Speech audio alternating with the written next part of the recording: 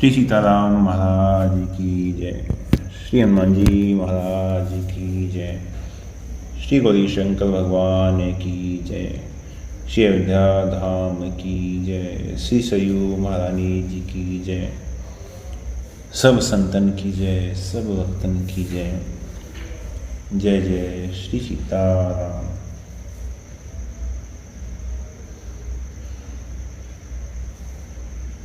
पिछली कथा में हम सभी ने सुना था कि अकबर हनुमान जी के द्वारा दंडित होकर तुलसीदास जी के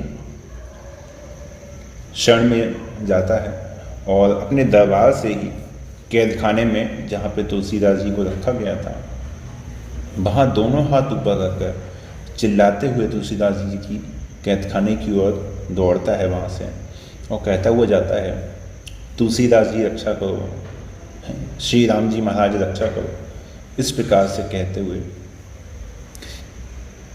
कैद खाने पहुँचता है और तुलसीदास जी के सामने साष्टांग दंडवत होकर प्रणाम करता है और कहता है कि मुझसे जो भी अपराध हुआ उसके लिए मैं क्षमा चाहता हूँ, मुझे क्षमा कर दो।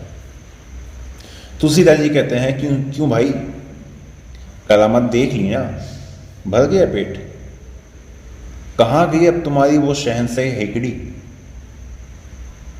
सारे जहां को पनाह देने वाले जहां पनाह, अब स्वयं क्यों पनाह मांग रहे हो। अपनी भौएं के इशारे पर मुझे जहन्नुम में भेजने वाले, कहाँ गई तुम्हारी धौंस। उस समय कैद खाने में और भी जो अकबर के दरबार के जो अधिकारी हैं वो सब इकट्ठे हो जाते हैं।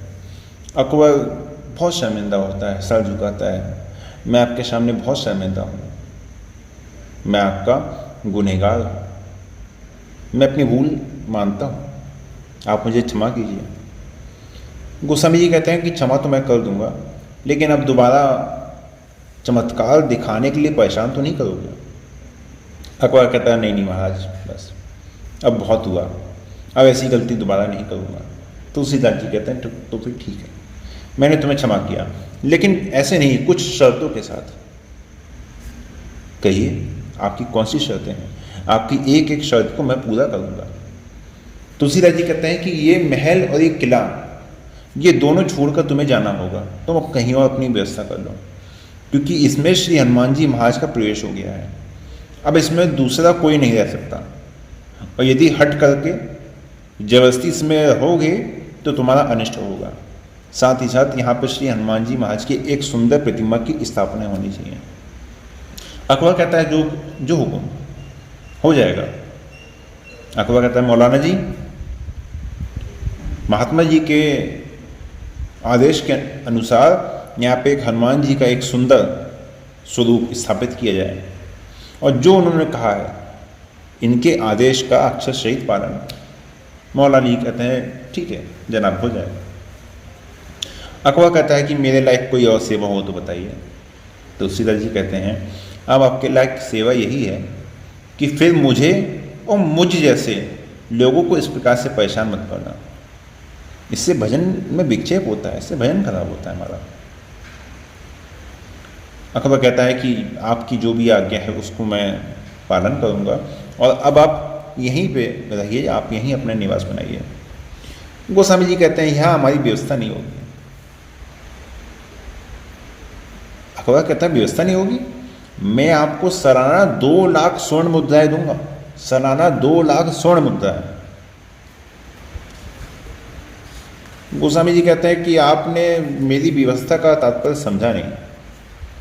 मेरी व्यवस्था से मेरा मतलब रोटी कपड़े से नहीं है।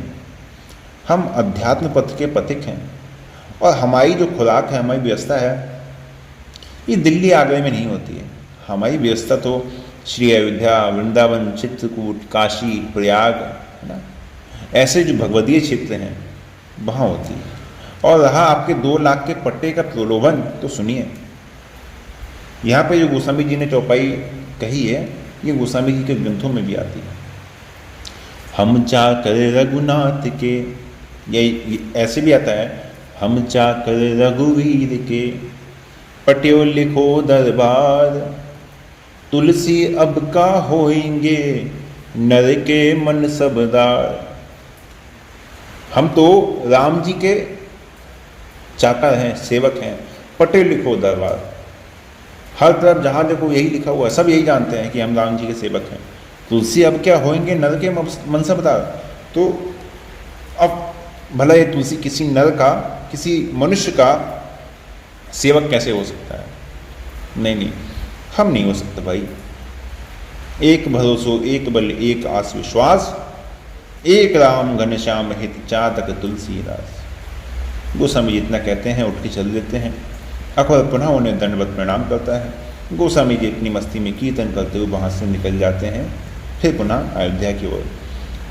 श्री राम जय जय राम, श्री राम जय जय राम। इस प्रकार से नाम कीर्तन करते करते गोस्वामी जी का प्रस्थान हो जाता है। अकबर फिर पुनः दूसरी जगह जाके अपना किला बनवा लेता है, या दूसरे स्थान पर जो उसके अन्य किले होते हैं वहाँ पे जाके अपनी व्यवस्था कर लेता है। एक दिन अकबर के दरबार में आता है, मन में आता है कि तुलसीदास जी से कहा तो था कि चमत्कार दिखा दो, लेकिन वहाँ व्यवस्था हो नहीं पाई थी, काम बना नहीं था। लेकिन सूरदास जी को बुलाया जाए, हो सकता है उनसे कुछ काम बन जाए। सूरदास जी भी अकबर के समय में अकबर के द्वारा बुलाए गए थे, कथा आती है। तो अकबर जी के दरबार में तो सूरदास जी को बुलाया जाता है। अकबर के दरबार में सूरदास जी आते हैं, बैठते हैं और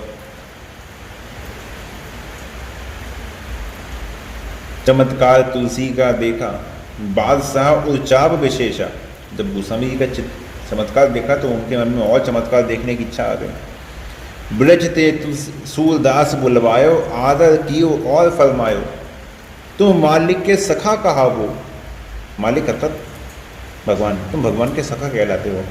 तुम मालिक के सखा कहा वो, कोई करामात दिखलावो। सुनत बचन बोले हंसी सूरा, तुलसीदास ते परे न पूरा। अकबर कहता है सूरदास जी, हमने सुना है कि इस जगत के जो भगवान हैं, जो मालिक हैं, उनको आप अपना मित्र मानते हैं, आप बड़े पहुंचे हुए संत हैं, कोई चमत्कार दिखाइए। सूरदास जी कहते हैं, क्यों भाई, यद्यपि तुलसीदास ते भई तुम्हारी भेंट, चमत्कार ते अब तलक भले न तेरो पेट। इतना सुनते ही अकबर भौचक्का हो जाता है, कहता है वाह सुभान अल्लाह। धीरे से कहता है मौलवी से, मौलवी जी, मौलवी कहता है जी हुजूर।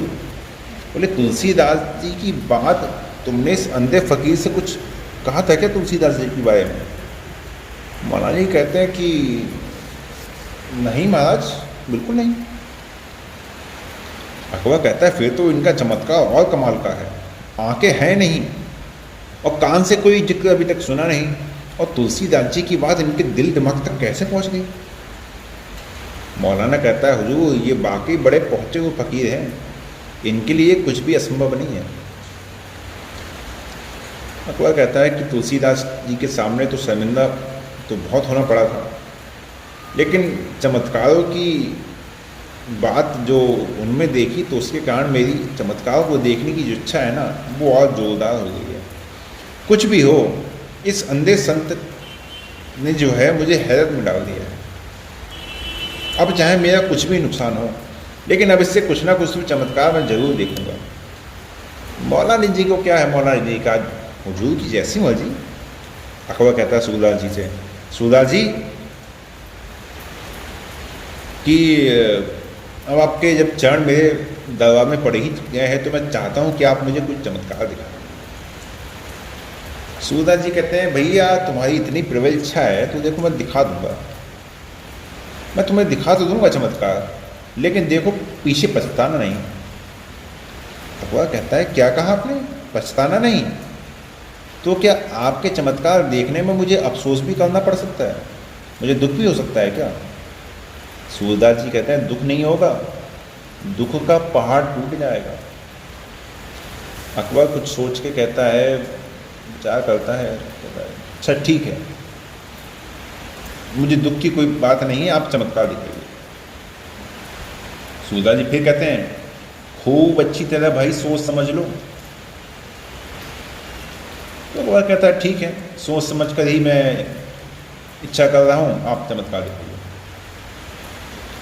सूरदास जी कहते हैं भाई नहीं मानते तो भाई शायद तुम सुनो, तुम्हारी जो बेटी है ना शहजादी, उसकी बाईं जांघ पर एक काला तिल है और उसके बाएं कपोल है ना, बाएं कपोल पर मेरे प्रभु भगवान श्री कृष्ण जी का एक छोटा सा चित्र अंकित है।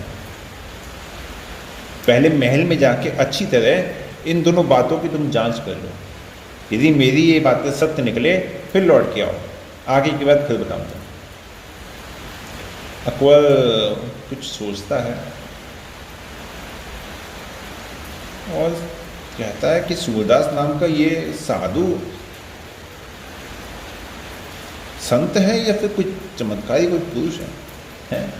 भाई मेरी स्त्रियों का जो अपना रहने का स्थान है उसके अंदर की बात ये बता रहा है, और वो बात जो मुझे भी नहीं पता, ऐसी बात है। मन में विचार तो कर रहा है, फिर बोलता है मौलाना जी से, मौलाना जी, जी हुजूर, अंदर जाओ और अंदर जाके कहो कि बादशाह सलामत इस अंधे फ़कीर की बातों को जांचने की इच्छा रखते हैं, आना चाहते हैं। मौलाना जी जाते हैं अंदर, जाके फिर वापस आते हैं, आई हुजूर तशरीफ लाइए। अकबर कहता है चलो। अंदर पहुंचता है, बड़ा ही सुंदर महल है, चारों ओर इत्र की खुशबू फैली हुई है, रानियां हैं, शहजादी हैं, तो कुछ दासियां दिखाई दे रही हैं, सब बादशाह के सामने झुकती हैं, सलाम करती हैं। शहजादी कहती है कि कहिए अब्बाजान कुछ कह रहे थे। अकबर कहता है तुम्हारी बाईं जांघ के ऊपर कोई काले तिल का निशान है। शहजादी कहती है अब्बाजान आप बिल्कुल सही कह रहे हैं, आपको कैसे पता? तो अकबर कहता है एक हिंदू फकीर तुलसीदास जी के चमत्कार देखकर मेरी चमत्कार देखने की बड़ी इच्छा थी, और इसके लिए आज मैंने वृंदावन से एक और अंधे साधु को बुलाया है। उसी ने ये बात बताई है कि तेरी बाईं जांघ पर एक काले तिल का निशान है और तेरे बाएं गाल से थोड़ा नीचे उसके भगवान श्री कृष्ण की तस्वीर है। समझिए, मतलब शरीर पे भगवान का चिन्ह अंकित है, भगवान का जो स्वरूप है शरीर पे अंकित है। शहजादी कहती है उस अंधे साधु ने आपको जो कुछ कहा है भजन वो ठीक है, ये दोनों निशान हैं। अब देखिए हम लोग एक सामान्य जन दृष्टि से देखा जाए तो हम लोग कितना भेद रखते हैं ना, हिंदू, मुस्लिम, सिख, ईसाई, जैन, यहूदी, पारसी और जाने कौन कौन से धर्म, कितना हम लोग भेद रखते हैं। लेकिन ईश्वर तो एक ही है, तत्व तो एक ही है। सब कर परम प्रकाशक जोई, राम अनादि अबद पति सोई। सहज प्रकाश रूप भगवान, सबको प्रकाश देने वाले तो वही हैं। अब तुम अपनी मशीन का नाम चाहे हिंदू रख लो, चाहे मुसलमान रख लो, चाहे सिख रख लो, ईसाई रख लो कि भाई हमारी तो ये मशीन है, इससे हम प्रकाश देते हैं सबको, है तो वो तत्व एक ही, वो तत्व तो एक ही है। देखिए शहजादी है, अब क्या है, एक यवन कुल में है, मुसलमान है, लेकिन फिर भी भगवान का चिन्ह, जन्मजात चिन्ह उसके शरीर पर अंकित है। क्यों अंकित है भाई? यदि अलग करके देखा जाए तो भाई अल्लाह ने तो भेजा नहीं है, अल्लाह ने भेजा तो अपना चिन्ह भेजता।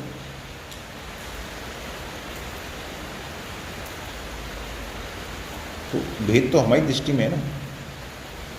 अकबर शहजादी के गाल की ओर देख के कहता है, बड़े हैरत की बात है, इस चिन्ह का, इस निशान का तो मुझे भी नहीं पता था, जिसको वो साधु वो फकीर बता रहा है।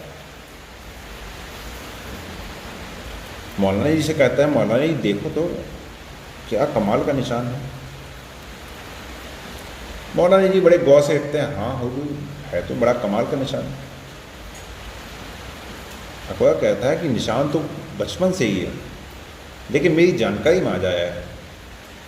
शहजादी कहती है कि अब्बाजान अगर आपका इजाज़त हो तो मैं भी उस अंधे साधु को देखना चाहती हूँ। अकबर कहता है जरूर, इस प्रकार के चमत्कारी जो साधु हैं, फकीर हैं, उनको देखना चाहिए उन्हें, जरूर चलो, और तुम्हारी कोई मन में कोई मुराद हो तो पूरी करो, मेरी इजाज़त है। शहजादी कहती है चलिए। अकबर कहता है चलो। सब लोग दरबार में पहुँचते हैं, सूरदास जी के सामने आते हैं। अब अकबर कुछ बोले या मौलाना जी कुछ बोले, उससे पहले सूरदास जी, क्योंकि सूरदास जी कौन है? सूरदास जी उद्धव के अवतार है। तो सूरदास जी के पास पहुंच के कहती है, उद्धव तुम यहां भी आ गए। सोचिए शहजादी कितनी बड़ी सिद्ध है, उसको अपने पूर्व जन्म की अभी स्मृति है। उद्धव तुम यहां पे भी आ गए। वो कौन थी? ललिता सखी। सूरदास जी कहते हैं, ललिता तब पिता बुलाए, तुम अपने पिता को बुला रहे हैं क्या? शहजादी कहती है, हैं कहाँ श्याम सुखदाई, श्याम सुंदर कहाँ है? सूरदास जी कहते हैं, अब तुम्हें जाके श्याम सुंदर की याद आ रही है? यवन कुल में तुम्हें इतना समय हो गया, आज तक तुमने कभी उनको याद किया? इस वजह से मुझे आज यहाँ आना पड़ा है, नहीं तो ये तुम्हारा पिता मुझे बुला लेता क्या, और इससे मैं चमत्कार दिखाता। मैं केवल तुम्हारे लिए आया हूँ। अब पूछ रही श्याम सुंदर कहाँ है, तुम्हें अभी याद आई? शहजादी कहती है, मैं तुम्हें चपत लगा कर जाऊंगी उद्धव, मैं तुम्हें चपत लगा कर जाऊंगी। सूरदास जी कहते हैं, कोई बात नहीं, मैं भी कुछ दिन में आ ही रहूँ। मतलब ये सब भगवान के सखा है, सब भगवान के नित्य पार्षद हैं, आपस में वही बातें कर रहे हैं जो वहां होती हैं। शहजादी कहती है, भाई मुझे तो अब श्याम सुंदर से मिलने की आशा है, अब तुमसे मिल ली ना, मुझे उनसे मिलने की अब आशा है। और वो कहती है कि मैं तुम्हें चमक लगा के जाऊँगी। तो वो शहजादी सूरदास जी को एक हल्का सा तमाचा मारती है, पृथ्वी पर वहीं गिरती है और श्याम सुंदर श्याम सुंदर श्याम सुंदर कहते हुए प्राण उसके निकल जाए। कैसी भक्ता, ललिता सखी, और एक यवन के कुल में क्यों आई? आगे बताते हैं कि ऐसा क्यों हुआ। अकबर बहुत घबरा जाता है, क्योंकि पुत्री गिर जाती है अचानक से, हिलाने लगता है। क्या हुआ क्या हुआ क्या हुआ? मौलाना जी जरा देखो, उसकी नब्ज तो देखो क्या हुआ। तो मौलाना जी कहते हैं, अरे हुजूर अब केवल जिस्म रह गया इसका, इसकी रूह तो गई। अकबर कहता है, बड़ा उद्विग्न हो जाता है, बड़ा थोड़ा सा क्रोधित हो जाता है। सूरदास जी ये आपने क्या किया? मेरी प्यारी बच्ची को मुझसे छीन लिया।